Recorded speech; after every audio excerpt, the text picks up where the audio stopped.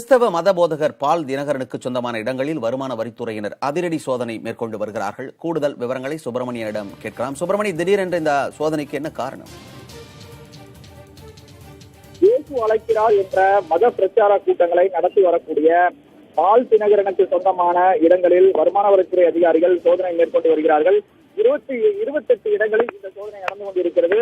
சென்னை அடையாறில் தலைமை அலுவலகம் செயல்பட்டு வருகிறது. அந்த அலுவலகத்திலும் வருமான வரித்துறை அதிகாரிகள் சோதனை நடத்தி வருகிறார்கள். அதே போல பால் தினகரனுக்கு சொந்தமான கோவையில் இருக்கக்கூடிய காருண்யா பல்கலைக்கழகத்திலும் இந்த சோதனை நடந்து கொண்டிருப்பதாக வருமான வரித்துறை அதிகாரிகள் தரப்பில் தெரிவிக்கப்பட்டிருக்கிறது. குறிப்பாக பாரிமுனையில் இருக்கக்கூடிய அலுவலகத்திலும் இந்த சோதனை நடந்து கொண்டிருக்கிறது. 200 வருமான வரித்துறை அதிகாரிகள் இந்த சோதனையை மேற்கொண்டு வருகிறார்கள்.